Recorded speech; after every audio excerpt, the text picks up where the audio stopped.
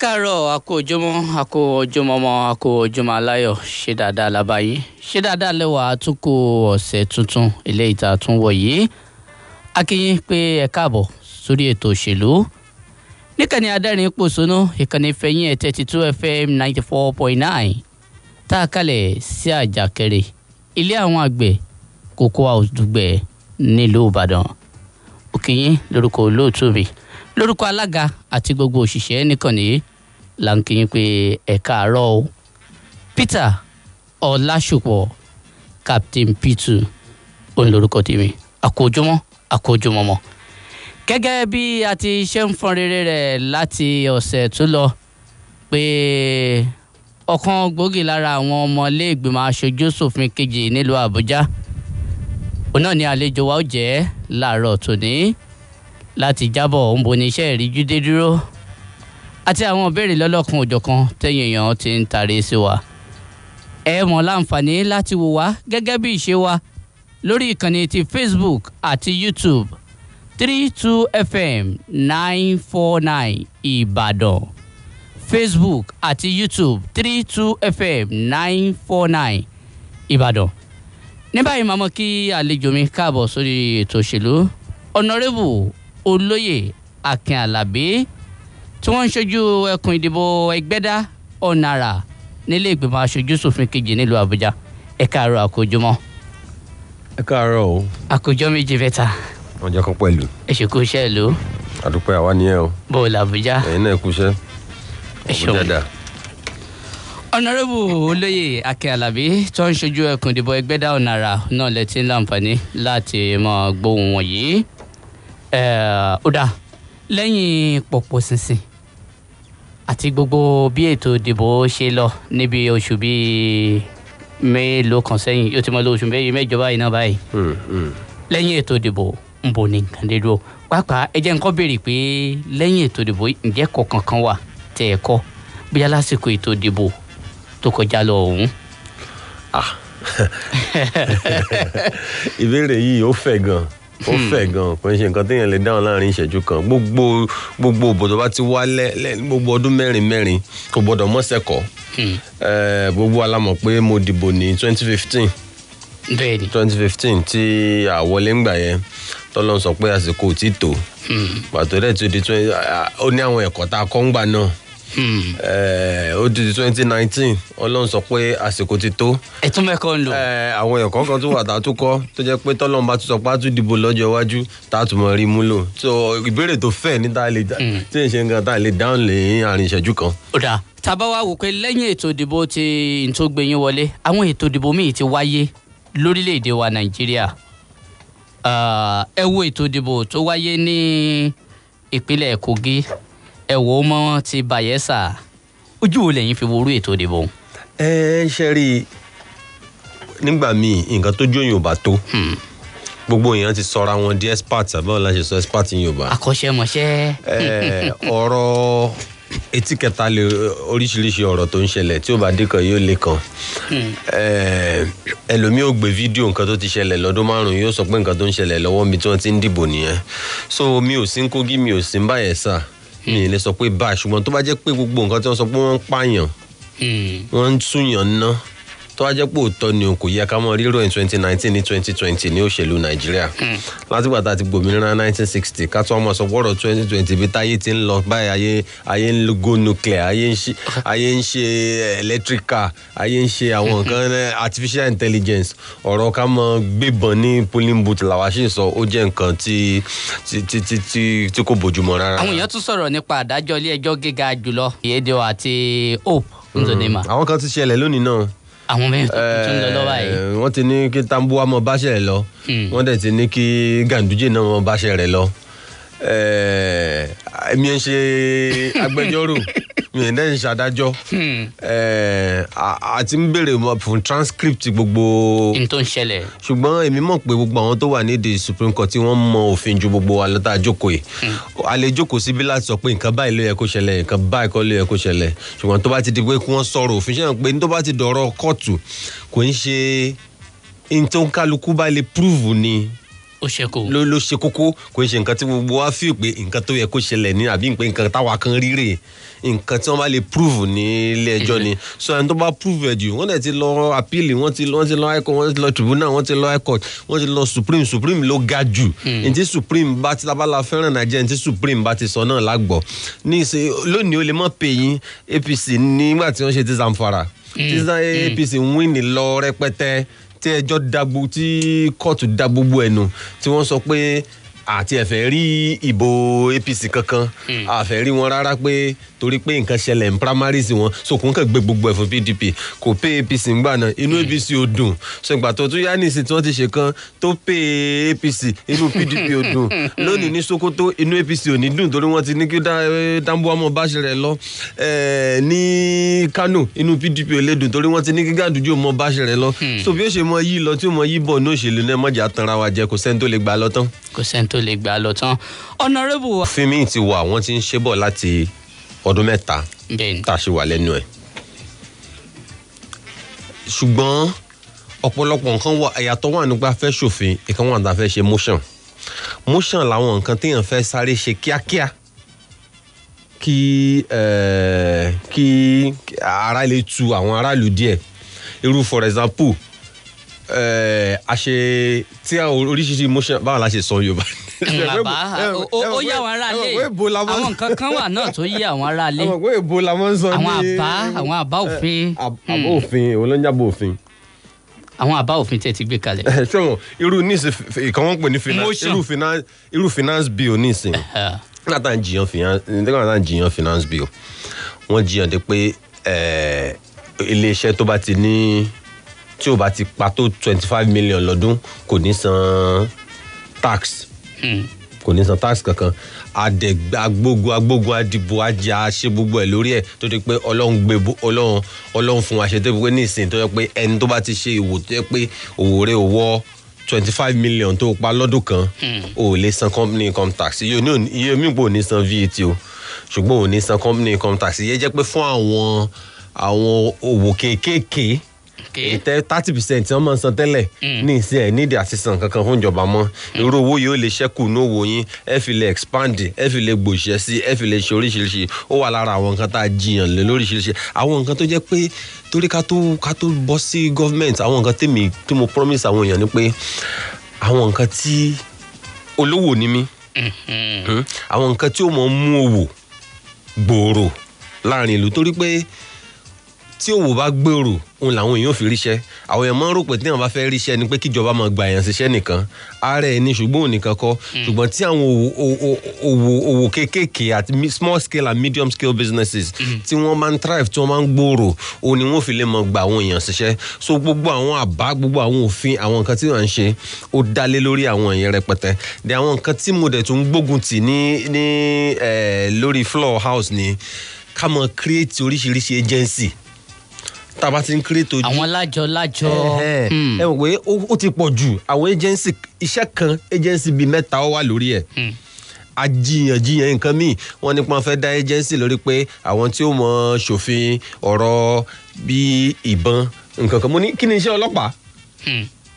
kí ni iṣẹ́ military kí ni iṣẹ́ tá a tún fẹ́ dá agency míì lẹ̀ gbogbo so aṣàwọn àbá tó jẹ́ pé wọn ò fi ní mọ create agency torí àwọn nǹkan tó ń gbówó nàìjíríà lọ ni nàìjíríà lówó ṣùgbọ́n at the same time tá a bá ná lórí gbogbo agency tó wà thousands of agencies ló wà ní nàìjíríà a fẹ́ kí gbogbo ẹ̀ a fẹ́ create tuntun mọ́ so èmi wá against team àti gbé àwọn àbá tí ó wà against ká mọ create agency upon agency tó ń gbówó wa lọ so àwọn nǹkan oṣù mẹ́fà àṣẹ bẹ̀rẹ̀ ní ṣùgbọ́n torí ọ̀rọ̀ òfin ó tọdún mẹ́ta ọdún mẹ́rin gbà mí aka àkọ́kọ́ aka kejì á sọ̀rọ̀ yóò bọ̀ senate àwọn náà ṣe tẹ̀ka tó wá gbé sórí tébù president táwọn náà ní láti buwọ́ lù so kò ń ṣe nǹkan kò ń ṣiṣẹ́ ọjọ́ kan rárá. ẹ láǹfààní láti mọ wò wá kétékété lórí ìkànnì Facebook àti YouTube 32FM 949 Ìbàdàn bákan náà lẹ lè share rẹ̀ sórí àwọn platform yín gbogbo fún àwọn mìíràn láti lè fi ìbéèrè àti àtẹ̀jíṣẹ́ wọn ṣọwọ́ sí wa.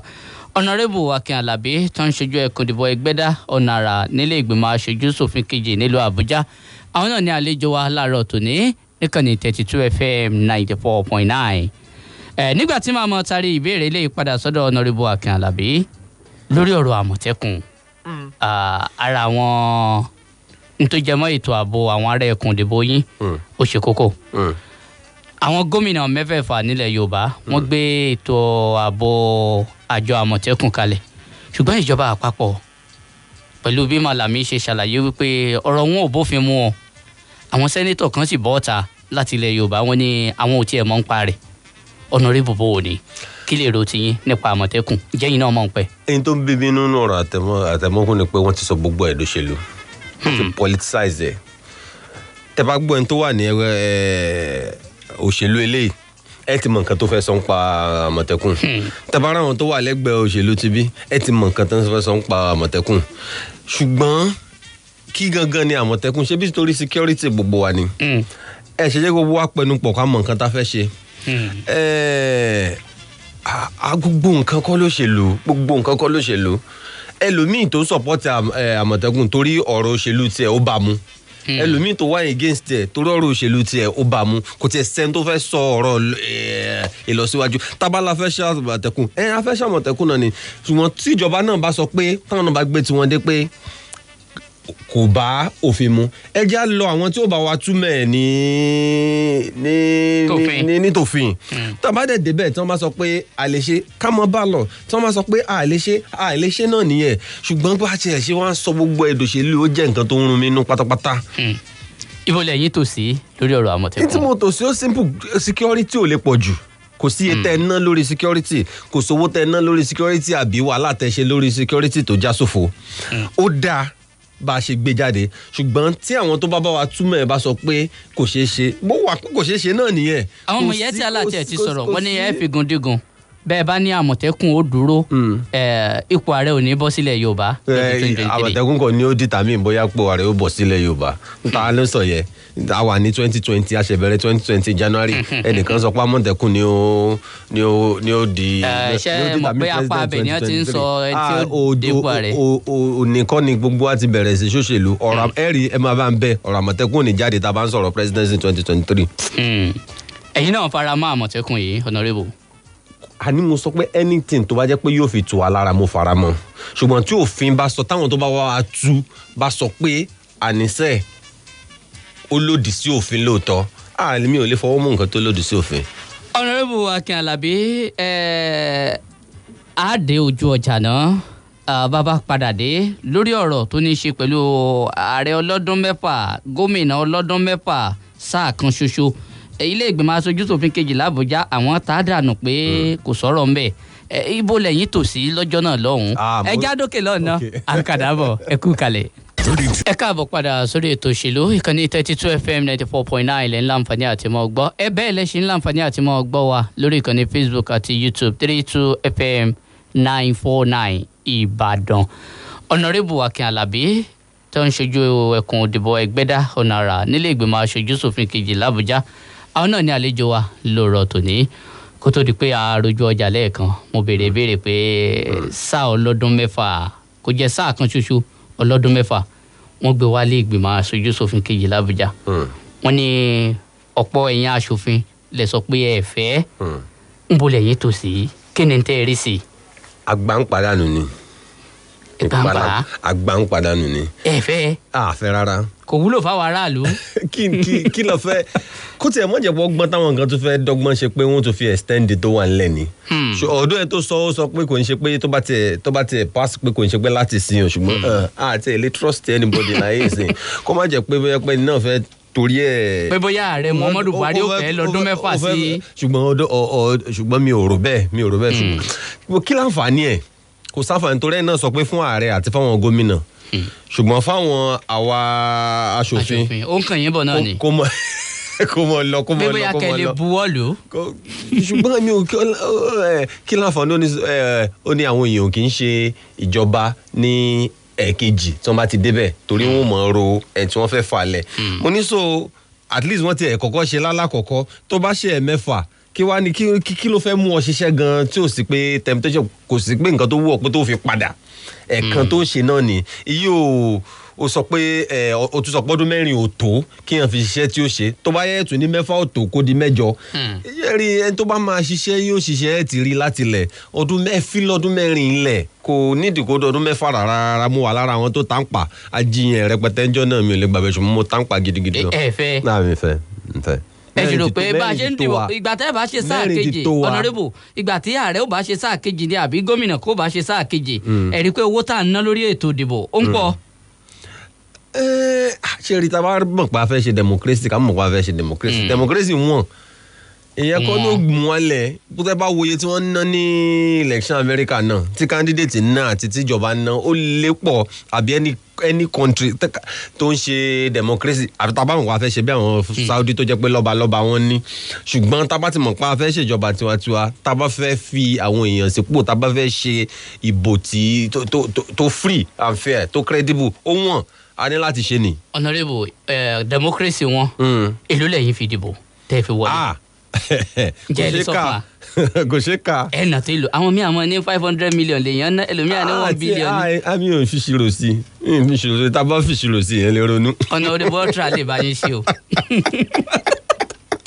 ẹ mọ̀ ìgbà ṣe àti pé àwọn èèyàn tó bá ti di time téèyàn dìbò àwọn ọ̀rẹ́ máa ń jáde wọ́n máa ń support yẹn nǹkan míì gan tó jẹ́ pé láì fúnyàn lówó àwọn ọ̀rẹ́ gidi mò ń sọ láì fúnyàn lówó wọn lọ ṣe nǹkan míì ó kàn mọ kọjá ń bò mí ó kàn pé igbóhùn bí bọ̀dọ̀ eléyìí débi ó kàn mọ kọjá ń bò mí pé ìgbà wo lẹ ṣe lé àwọn ọ̀rẹ́ èèyàn láti secondary school láti everybody ó mọ̀ jáde so tábàkà gbogbo ẹ̀pọ̀ ó pọ̀ ṣùgbọ́n àti oríṣiríṣi àwọn èèyàn tó jẹ́ pé wọn ò ní nǹkan kan wọ́n dẹ̀ dìbò wọ́n dẹ̀ wọlé. àwọn ọ̀rẹ́ ọ̀hún ṣé kìí ṣe pé ọ̀rẹ́ mi ń bẹ l'Àbújá ẹ bá ń wá contract bá ń wọ́ wálé ṣé kìí ṣe ìdí táwọn náà fi ń ṣe bíbọ̀dù ṣe gbáre. contract wo rẹ bò fún yẹn. ẹ ṣáà tí ẹ bá wọn ṣe rẹ́pù gan tí ì rí contract fún rẹ. bó o bá ṣáà ń bọ̀ látàbújá òun náà ṣáà lè ṣe kan. ìwọ tó bá lọ gbówó ńlẹ̀ pé o fẹ́ fi support rep tó ló fi gbowó padà o lè rí nǹkan gbà padà. lórí ọ̀rọ̀ hate speech àti social media bill ẹ̀rù ń bà wá aráàlú àti ẹ̀kúkú gbọ́ nǹkan mọ́ nípa rẹ̀ ń bolẹ̀ tó ṣe ń pa ẹ̀ ṣé é ṣe pé ẹgbẹ́ APC fẹ́ pa wá lẹ́nu mọ́. àti gbàǹpà ó dà pé ẹgbẹ́ APC kọ́ ẹni tó gbó sponsor ẹ̀ gan ẹbí PDP ní senate ẹbí PDP lẹ́ni tó sponsor ẹ̀ tiwa. ṣé kìí ṣe pé torí pé ojú rí ààrẹ. mi ò mọ tó mi ò rí nítorí lọ́fẹ̀ẹ́ tó fi wá lọ́wọ́ tó fi sọ ẹyin tó ṣẹlẹ̀ ni pé ṣẹ́rí tẹ́ bá ka bíìlì yẹn dáadáa kò ń ṣe pé nǹkan kan pàtì kan bẹ́ẹ̀ ni èmi rí pé ó jẹ́ wàhálà pàtì yẹn kò define nǹkan tí wọ́n pè ní hate speech ó mú ó leave open tó jẹ́ pé àwọn tó bá fẹ́ ṣe ìwà burúkú bí àwọn bí ọlọ́pàá àbáwọn bí ìjọba tó bá fẹ́ mú lò ẹ mọ̀ kí wọ́n òyìnbó sọ pé kí wọ́n leave nǹkan open ended kò wà very clear so yẹn lè take advantage ẹ tẹ́ bá wo gbogbo òfin Amẹ́ríkà òfin àwọn ìlú tá a sọ pé a fẹ́ ní àwọn náà ní àwọn nǹkan tí wọ́n fi ń caution kọ́ńkálukú mọ́kàn sọ pé kẹ́nìkankan wà á parọ́ pé ogun ti ń ṣẹlẹ̀ níbì kan àbí kó dá nǹkan lẹ̀ kó fi dogun gbogbo ẹ̀ náà everybody ń caution díẹ̀díẹ̀ a lè sọ pé torí social media kí gbogbo wa ya wèrè ṣùgbọ́n ibi tó ní problem nínú bíìlì yẹn ni ibi tí wọn ò ti sọ pàtó pé kí gangan ni hate speech kó má di pé à ń yàn láàárọ̀ ọ̀la ẹ sọ pé hate speech ni ẹ fi yàn àbẹ sọ pé àbẹ campaign fẹ́ gbẹ́ ẹnìkan ẹ sọ pé ẹni tó wà lẹ́gbẹ́ kejì yóò sọ pé hate speech ni wọ́n bá mú lòfin so kò clear tó ìyẹn gangan ni problem tèmi pẹ̀lú bíìlì yẹn. a rí àwọn ìbéèrè tẹ́yìn èèyàn fi ń ṣọwọ́ lórí ìkànnì Facebook 32FM949 Ìbàdàn àti YouTube 32FM949 Ìbàdàn tó bá ti ń tó àsìkò tá a ka àwọn ìbéèrè ọ̀hún á jẹ́ kí ọ̀rọ̀ ó wá sí apá abẹ lórí ọ̀rọ̀ àtúnlé ìgbìmọ̀ asòfin ṣe 37 billion naira àdìpẹ́ ẹ̀ tako ọ̀rọ̀ ọ̀hún lórí àwọn social media gbogbo tá a ti ń tẹ̀lé yín ń bo ní nǹkan dé dúró ọ̀rọ̀ ọ̀hún sì tún gbóná dè sí yín. ó gbóná. ṣé ilé ọ̀hún ti ń mì ní àbí bò. ṣe rí nígbà tí mo kọ́kọ́ dé National Assembly nígbà tí wọ́n sọ ìwà yìí tí wọ́n búra fún wa tí mo jókòó sínú bẹ̀ tí mo wò round mo wò ké mo rò pé building yìí ó nídìí kí wọ́n ṣe àwọn kankan sí o ṣùgbọ́n at the same time bí mo ṣe rò ó pé building yìí kí wọ́n ṣe àwọn kankan sí àti gbogbo conference hall tó ń jó here and there mo pé kò yẹ kí National Assembly Nàìjíríà rí báyìí ṣùgbọ́n mo kàn tún sọ pé ẹ wà àwọn ọmọ tó ń lọ skul káàkiri ní tí wọ́n ń jókòó sábẹ́ tí wọ́n ń jókòó lẹ́lẹ̀ tí òjò ń wọ kíláàsì wọ́n nídìí ẹ̀ ju àwa tá a wà ní ibẹ̀ yẹn lọ àti ìgbà yẹn mi ò tiẹ̀ tí mi ò láìdí iye owó tí wọ́n sọ pé wọ́n fi ṣe àgbẹ̀ èmi kàn sọ lọ́kàn mi pé kìíní yìí ó ní ìdìtúnṣe díẹ̀ o ṣùgbọ́n at the same time lówó yẹn rẹpẹtẹ dé ipa fẹ́ náwó torí mo pé tí wọ́n bá náwó síbi kìíní bíódé ńlá ni nǹkan ńlá ni wọ́n nà lé lórí ṣùgbọ́n mi ò tiẹ̀ mọ̀ pé gbà yẹn wọ́n iye kan ní ó jẹ́ so bá a ṣe wá gbórúkọ yẹ amount tó jẹ́ later ó kà mí láyà díẹ̀ ó wà lára nǹkan tí mo fi sọ publicly gbogbo ìgbà kò sẹ́ni tó expect pé màá sọ publicly pé owó ń pọ̀ kò sẹ́ni nítorí wọn ò pé ìwọ tó wà ní ẹgbẹ́ tó wà níjọba pé takò ẹgbẹ́ yín pé wọn takò ẹgbẹ́ ọ̀pọ̀lọpọ̀ èèyàn ló pè mí ọ̀pọ̀lọpọ̀ èèyàn ló ní pé ló kìlọ̀ fún mi pé kí n dákẹ́ ṣùgbọ́n èmi kàn wò pé ó pọ̀ díẹ̀ ṣùgbọ́n nǹkan tí ò wá yí ọ̀pọ̀lọpọ̀ èèyàn ni pé wọ́n rò pé National Assembly ló fẹ́ gba owó yẹn National Assembly building kò ń ṣe property National Assembly property Abuja City ni so Abuja City ló ń ṣe kò ń ṣe National Assembly ló ń ṣe so àwọn èèyàn tún lè bú National Assembly tán rẹpẹtẹ lórí ọ̀rẹ́ yẹn àwọn èèyàn ṣe mẹ́rin pé allocate owó fúnra wa a fẹ́ ṣe no it's an Abuja City project kò ń ṣe National Assembly project ṣùgbọ́n mo ti kọ gbogbo nǹkan tí màá kọ lórí ẹ̀ ní social media gbogbo yẹn dẹ̀ ti rí bó jẹ́ pé àwọn èèyàn kìlọ̀ fún mi but kí la fẹ́ ṣe àsòótọ́ tá a bá sòótọ́ á kù bá sòótọ́ wà ní á kù. ṣùgbọ́n second term yín ń kọ́ ó mọ àtàṣe mọ́. yín sì mọ̀ lọ lé mi ó ṣe á lè. Àbújá sáà kù bẹ́ẹ̀ ni. Àbújá ọdún mẹ́rin wọn àmọ́ mọ́ lọ́ àmọ́ ọdún. yín kù bẹ́ẹ̀ ni mo mọ ọ̀pọ̀lọpọ̀ nǹkan tí mo ti ń miss bí mo ṣe wà ń bẹ̀. mo mọ nǹkan bí mo ṣe ń miss inú òwò mi ní gbogbo ẹ̀ mo ṣe ń ọ̀pọ̀lọpọ̀ nǹkan tí mo ṣe ń miss. ṣùgbọ́n wọn lówó tẹ̀ ń gbà pọ̀ náà bóyá kíkálukú ìmọ̀ dé apá abẹ ní. lójú àwọn kan.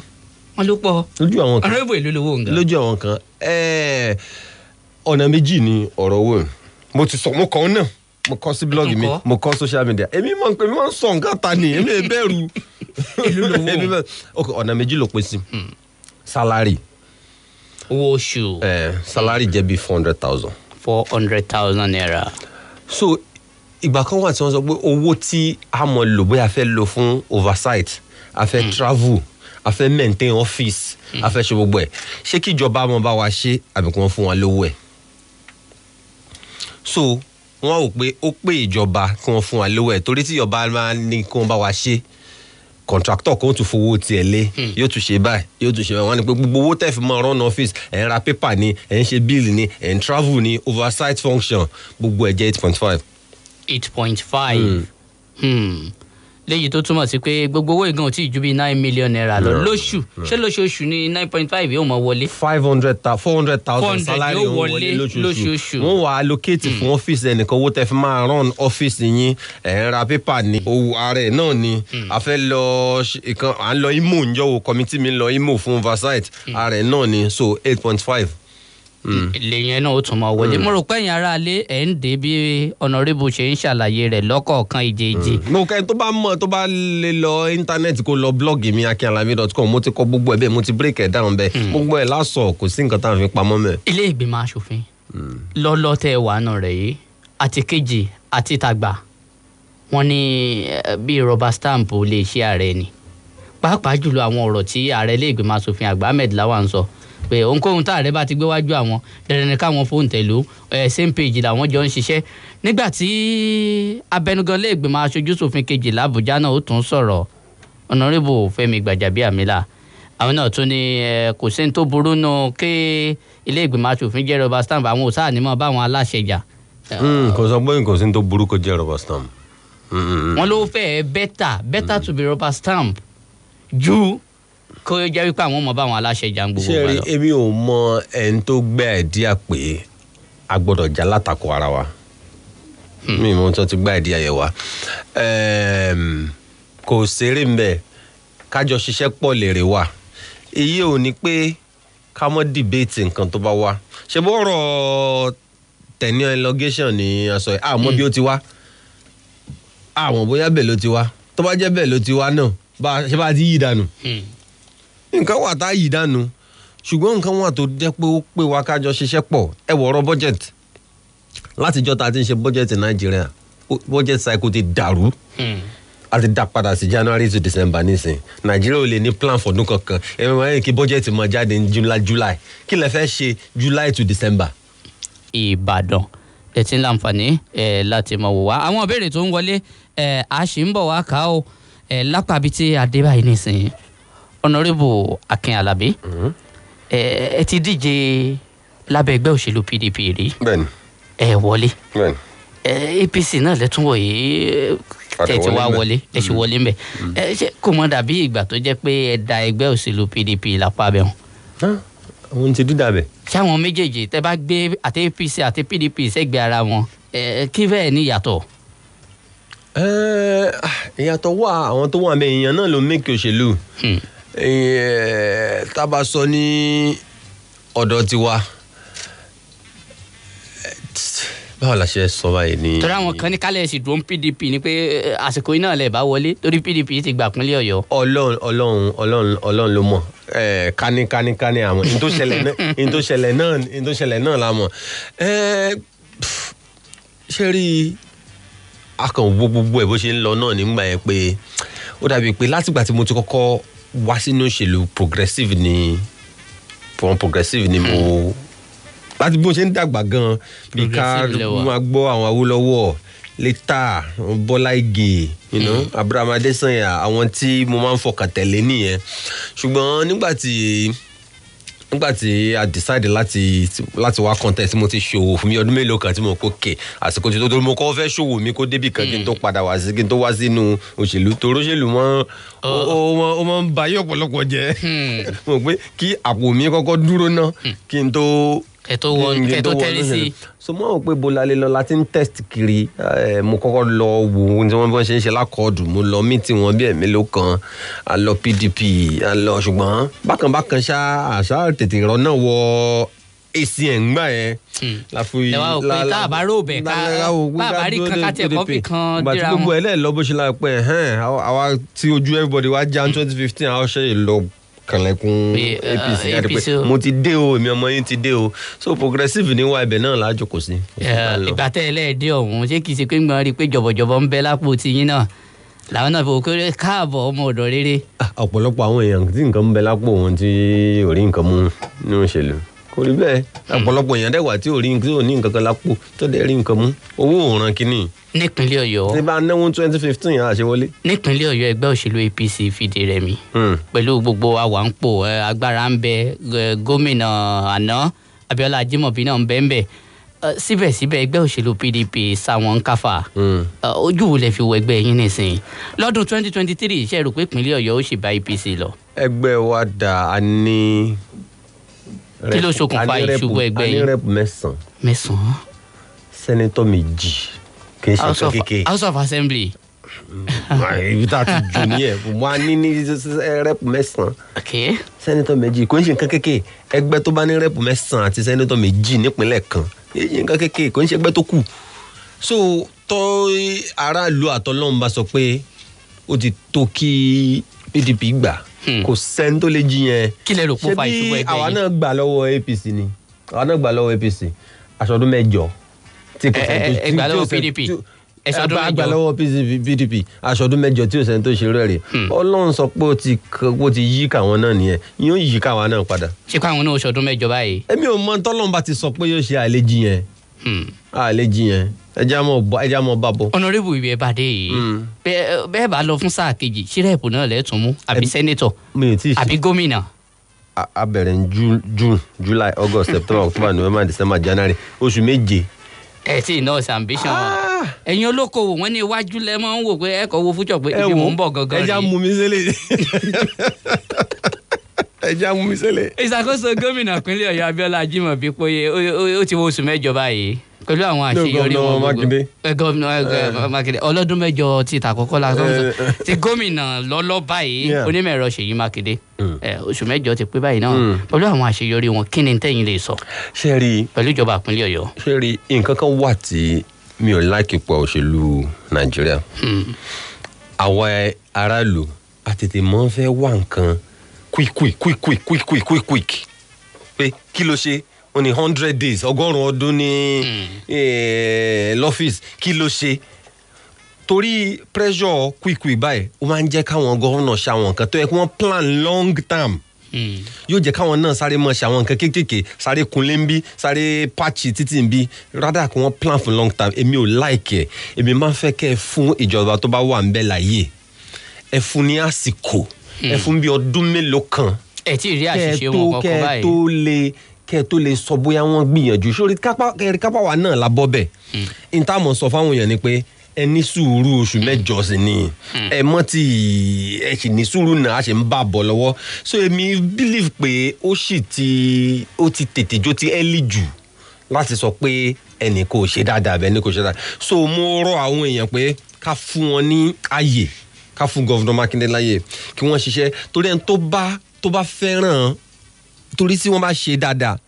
tí wọ́n bá ṣe àṣeyọrí gbogbo wa ni sórí afẹ́ni tí ó bá nífẹ̀ẹ́ Ìbàdàn àbí tí ó bá nífẹ̀ẹ́ ìpínlẹ̀ Ọ̀yọ́ ni ó sọ pé kẹ́hìn tó wà ń bẹ̀ kó ṣubú so kò bá àwọn jẹgbẹ́ bí ló wà ń bẹ̀ mí lè gbàdúrà kí wọ́n ṣubú tá bá sọ̀rọ̀ òṣèlú ká sọ̀rọ̀ òṣèlú lọ́tọ̀ pé bá a ṣe wá wo ṣe bọ́ bẹ́ẹ̀ tẹ́ bá lọ lùmí bá bí Britain àti America kò ń ṣe bóyá pé wọn ò ṣe dáadáa bọ̀ wọ́n sì lè kúrò ńbẹ̀ wọ́n sì lè dìbò wọ́n lè torí nǹkan pé kan bóyá tẹ́nìkan sọ mọ́ dìbò fún yàn sọ̀rọ̀ òṣèlú yàtọ̀ sọ̀rọ̀ ìjọba ẹ jẹ́ á fún gọ́vnà Mákindé láyè ẹ jẹ́ á gbàdúrà fún wọn kí wọ́n ṣe dáadáa torí tí Ọ̀yọ́ state bá dáa àṣeyọrí gbogbo wa nìyẹn.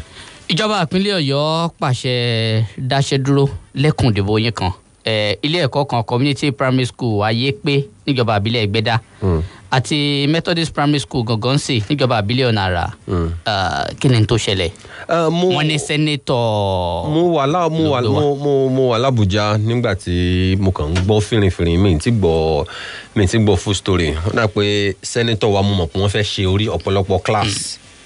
àwọn ilé ẹ̀kọ́ ṣùgbọ́n wọ́n ní wọn àgbàṣe lọ́wọ́ ìjọba nípìnlẹ̀. èmi ò wá mẹ́ni tó ń parọ́ mi ò mẹ́ni tó ń sòtọ́ ṣùgbọ́n èmi mọ̀ pé wọ́n fẹ́ kọ́ class tó dẹ̀ jẹ́ pé nǹkan nílá ni èmi nígbà pé nǹkan kékeré ni sọtọ́ máa ní kí wọ́n á gba lẹ́tà kan bóyá tí wọn ò tètè gbà tí wọn ò rántí gbà bóyá wọ́n ti béèrè tí ò tí ì jáde wọn ó gbà wọn yanjú ẹ̀ àní ẹ jẹ́ kí gbogbo wa fọwọ́sowọ́pọ̀ ń mú ṣe sọ tẹ́lẹ̀ kan pé ẹ já gbàdúrà fún gómìnà Ṣèyí Mákindé kí wọ́n ṣe dáadáa so tí sẹ́nétọ̀ APC náà bá sọ pé àwọn fẹ́ ṣe kíláàsì fáwọn ọmọ ní kíláàsì tó ti bàjẹ́ ẹ jẹ́ wọ́n ṣe ṣùgbọ́n tó bá kú nǹkan kan tó yẹ kí wọ́n ṣe kí gómìnà pé wọ́n kàn wá ṣe. àbẹ́ rò pé torí páńpẹ́ ò sí páńpẹ́ ìjọsìn ni àbí torí páńpẹ́ ò sí páńpẹ́ tán láwọn dẹ níjọsìn. gbogbo nǹkan kọ́ ló ṣe gbogbo nǹkan kọ́ ló gun tá a bá mọ̀ pa nífẹ̀ẹ́ ìlú wa ẹ jẹ́ á fọwọ́sowọ́pọ̀ kí ìlú lè dá ìgbàgbé òṣèlú. Honorable Akin Alabi mo fẹ́ kẹ́ ẹ tàn mọ́lẹ̀ sí awuyewuye kan náà lórí ìkànnì ayélujára kí ni wọ́ọ̀tì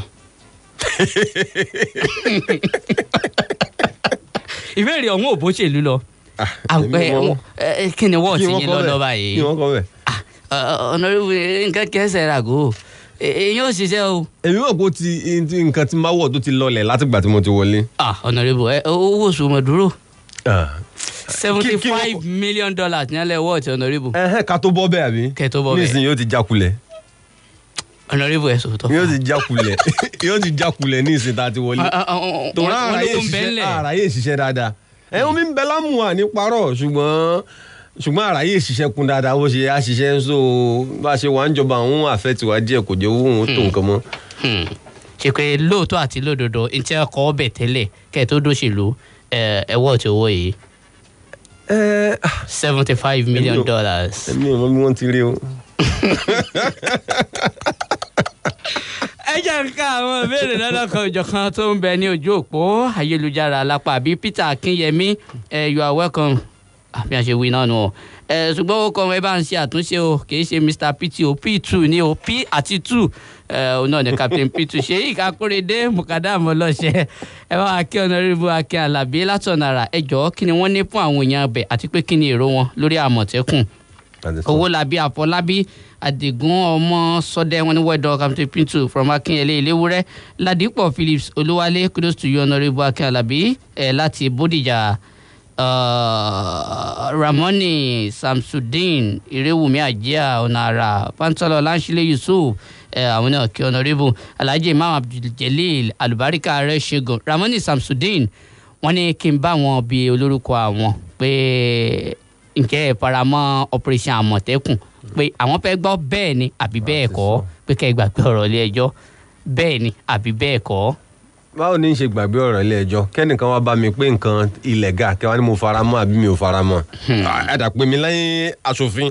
Kàfáyà Adéwálé ó wá ti ọ̀rọ̀ lẹ́yìn pé lórí Àmọ̀tẹ́kùn ṣé òun ní àkọ́kọ́ Nàìjíríà ni ṣérú rẹ̀ ò sí láwọn bòmíràn lórílẹ̀‐èdè náà àti pé lánàá wo ni àwọn ikọ̀ tá a dá sílẹ̀ ṣáájú tẹ́lẹ̀ tí ikọ̀ Àmọ̀tẹ́kùn táwọn wàá kó tẹ̀lé. Àwọn tó ń ṣàmọ̀tẹ́kùn náà lẹ́bi. Kàfáyà Adéwálé náà ló sọ̀rọ̀ ọ̀hún jáde wọ́n ní kí ni ìmọ̀ràn Honourable wa fún àwọn tó dá ikọ̀ Àmọ̀tẹ́kùn sílẹ̀. Ìmọ̀ràn ni pé kí wọ́n bá ìjọba àpapọ̀ jọ jíròrò kí wọ́n negotiate kí wọ́n mọ̀ bí wọ́n ṣe ṣe tí gbogbo ó fi ṣe ṣe. Jimoh Adigun Mutiu àwọn náà kí Honourable Bílíọ̀nù Ọláàsán ní kudos to you Honourable Akin Alabi my regard to Honourable Sulaiman too ẹ ṣeun o ẹ jẹ́ ká. gbogbo àwọn èèyàn wa wọn ò béèrè àwọn béèrè tó yẹ kí wọ́n béèrè lórí ọ̀rọ̀ Àmọ̀tẹ́kùn yìí nísìn kò sẹ́ni tó ń béèrè pé báwo la ṣe máa operate Àmọ̀tẹ́kùn kò sẹ́ni tó ń béèrè pé ní kí ni qualification àwọn tẹ́ gbà síbẹ̀ ṣàmọ̀tẹ́kùn náà ní di nǹkan tó jẹ́ pé táwọn náà degun bíi SARS mọ́ wa lọ́rùn táwọn náà máa arrest àwọn yẹn tí wọ́n máa arrest tí wọ́n máa extort wọn tí wọ́n máa nà wọ́n nàkúnà bó ṣe wọn gbogbo àwọn tó yẹ ká gbọ́n béèrè ní ṣùgbọ́n gẹ́gẹ́ mo ṣe sọ lẹ́ẹ̀kan òṣèlú ti fọ́ gbogbo wa lórí nǹkan báyìí nǹkan tó support báyìí àbò support báyìí láàmú ẹlẹ́kiri ẹjẹ́ àwọn sọ̀rọ̀ pé bá a ṣe develop Àmọ̀tẹ́kùn tó yẹ bá ti parí ọ̀rọ̀ ẹjọ́ yìí sọ́jà pé Àmọ̀tẹ́kùn yóò lè wà effective nǹkan tó yẹ ká mọ̀ béèrè nìyẹn ṣùgbọ́n everybody ti sọ gbogbo nǹkan lóṣèlú.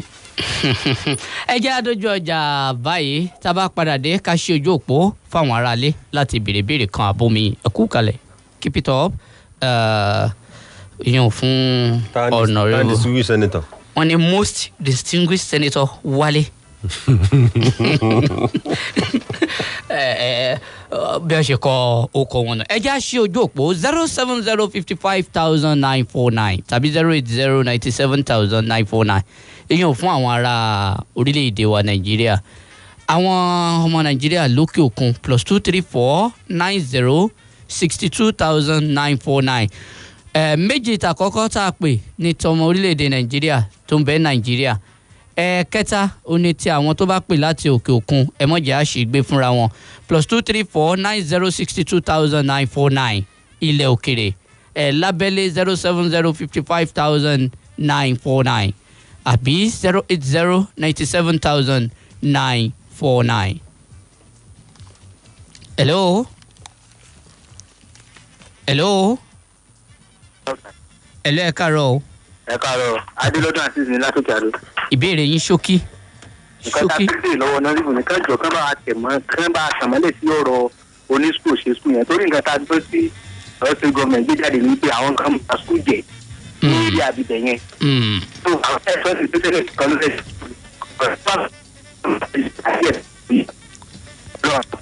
ó dà pé àwọn kan ń ba skul jẹ́. Hello. Hello. à ń gbọ́ yín. ẹ̀rọ ìdílé ẹ̀dàkùn arúgbó wà ní olóyè Ismail ọgbọ̀n ẹlẹ́yẹlé lórúkọ ti tèmi o. ìbéèrè yín ṣókí. èyí tí mo kàn fẹ́ bẹ̀rẹ̀ lọ́wọ́ ọ̀nẹ́rẹ́bù wa ní sọ ẹlẹ́sẹ̀ láti yọrí o. tí mo fẹ́ bẹ̀rẹ̀ lọ́wọ́ yín ni pé nígbà tó kọ́kọ́ bẹ̀rẹ̀ rẹ̀ lẹ́ẹ̀kan ẹni àwọn kan ń sọ fún mi pé kẹsọ̀rọ̀ ayé pẹ̀lú ọ̀rọ̀ kan tẹ́ sọ kí ló dé tẹ́ bá wà láwùjọ tí wọ́n fi ìlú méjì nínú ọbẹ̀ kí ló dé wo náà ba àwọn ará ní láti ṣòótọ́ ọ̀rọ̀ pé káwọn yóò tó a máa sọ fún mi pé kẹsọ̀rọ̀ ayé pẹ̀lú ìtọ́ ọ̀rọ̀ tẹ́ sọ kí ló dé tí èrò náà wá bà yín láti ṣòótọ́ ọ̀rọ̀ àbí ẹ ṣeun alàgbà Fèyí Adéwọlé láti Canada wọ́n ní ẹ káàárọ̀ Captain Pitu àti Honourable wọ́n ní ìbéèrè àwọn gangan ni pé bó lẹ ṣe ń mú iṣẹ́ aṣòfin pọ̀ mọ́ àwọn iléeṣẹ́ yín pàápàá jùlọ iléeṣẹ́ yín tá a mọ̀ bí ẹni mowó òun ọgbọ́n wo lẹ́ ń ta sí i. Alhaji Akimila wọ́n ní good of you Honourable Akin Alabi, kudos to you, keep it up. Mo rò pé ìbéèrè àwọn tí wọ́n pè wá wọlé lábẹ́lẹ̀ ọ̀hún bóyá kakọ́ mu. ok. Àti ẹni tí wọ́n béèrè pé tí aṣòfin iṣẹ́ aṣòfin mọ́ ọ̀rọ̀ tó ní í ṣe pẹ̀lú iléeṣẹ́ yìí. sẹ́rí èmi ti fi iṣẹ́ lẹ̀, mo ti fi iṣẹ́ òwò mi lẹ̀ lápá tí mo ti wà ní Abuja. mi ò kó pọ̀. àwọn èèyàn bá yín mójútó yàn. Wá èyí tó ṣe mójútó mo mójútó èyí tá a ti ta èyí tá a ti ta ṣé àwa èyí tá a ti so ọ̀rọ̀ ibi tí wọ́n iléeṣẹ́ onítẹ̀tẹ̀ oríire ńkọ́ ṣé yẹn ṣì wà lẹ̀. no kò sí lọ́wọ́ mi mọ́ àwọn tó ń rán ẹ̀ ló ń rán ẹ̀ kò sí lọ́wọ́ mi mọ́. ẹ ti ta ẹ ta ṣé yín. mo fẹ́ là ní o. kò sí lọ́wọ́ mi mọ́. ok. kò sí lọ́wọ́ mi mọ́ so àwọn èèyàn ti dìbò yàn mí mi ò tún lè ní kékeré máa ṣòwò kan. níbi mo ní láti concentrate lórí iṣẹ́ òfin táwọn èèyàn. bófin bá wa parí ńkọ́. á dẹ̀ tún wúwo míì tá a tún bẹ̀rẹ̀. owó tiẹ̀ ń bẹ́ ńlẹ̀ náà àbí 750 million. ẹ jẹ́ àgbà ìpè kan sí i. bàbá ni wọn kí ló dé táwọn èèyàn máa ń bẹ̀rù láti sọ̀rọ̀ èmi ò mọ àwọn tó ń bẹ̀rù láti sọ̀rọ̀ náà mi ò ṣùgbọ́n èmi àìmọye ìgbà táwọn èèyàn ti pè mí but kò sí ní tá a ṣe sí i bá sọ̀rọ̀ á kù tí n bá ní ìní sọ̀rọ̀ náà yìí ò mí ń pa àwọn èèyàn dìbò fún mi lọ́la so yìí ò determine anything. hello. agbẹ́bíbí ẹ káàárọ̀. ẹ káàárọ̀ orúkọ yín àti ibi tẹ́ ẹ ti ń pè. adé láti. hello. +23490622949 fún àwọn ará ilẹ̀ òkèrè ojú òpó ọ̀hún ti wà ń ṣíṣí sílẹ̀ báyìí. hello. hello ẹ káàárọ̀. ẹ ṣe rẹ pé ètò ni o. ẹ jọ ìbéèrè tí mi kàn fẹ́ béèrè lọ́wọ́ àlejò wa wípé olóòtú ń béèrè lẹ́ẹ̀kan wípé wọ́n gba 8 billion kan ṣé 8 billion tí wọ́n ń gbà lẹ́yìn owó sálárì yẹn tó ṣòfin náà ń gba 8 billion ní fún àti máa tún fún maintenance. ok. ìbéèrè tèmi nìyẹn ṣé oṣooṣù náà ni wọ́n gbà ni. ṣẹ́ẹ̀rì oṣooṣù ni ìyẹn ni straight answer ṣùgbọ́n ẹ má jẹ́ ń tàn yín jẹ gbogbo nǹkan tá a fi ń travel tá a nídìí ó pé ìjọba kan mọ̀ fún wa ju pé kíjọba máa ṣe fún wa lọ tíjọba bá ń ṣe fún wa pé ok tá a bá fẹ́ travel ẹ lọ kọ tíkẹ́ẹ̀tì fún wọn àwọn tíkẹ́ẹ̀tì agency ẹ̀ dókòtò fẹ́ gbà tiwọn àwọn tó gba contract yóò tún fẹ́ máa gba tiwọn ẹ supply gbogbo paper tá a fi mọ print bill tá a fi mọ print motion táwọn nǹkan bá fẹ́ supply àwọn náà tún mọ ṣùgbọ́n nísìnyí ó kù sọ́wọ́ mi tí máa mọ̀ bí màá ṣe ra máa gín paper lò bí màá ṣe máa gín ink lò lọ́fíìsì mi so ó pé ìjọba a lè sọ pé kọ́mọ̀ fún wa mọ́ kíjọba máa ṣe gbogbo ìfọwọ́n tó because wọn ò ní choice wọn láti fún wa pé wọn ní láti travel àní láti ṣe gbogbo kíní ìjọba ní láti ṣe so kò sí bá a ṣe fẹ́ ṣe ìjọba ó náwó yìí so question ni pé ṣé kí wọ́n fún wa ká máa ṣe fúnra wa àbí kíjọba máa ṣe fún wa tíjọba bá ṣe fún wa yóò ju iye tí wọ́n fún wa lọ ìyẹn ni wọ́n ń pè ní kí wọ́n monetize nǹkan rather than kí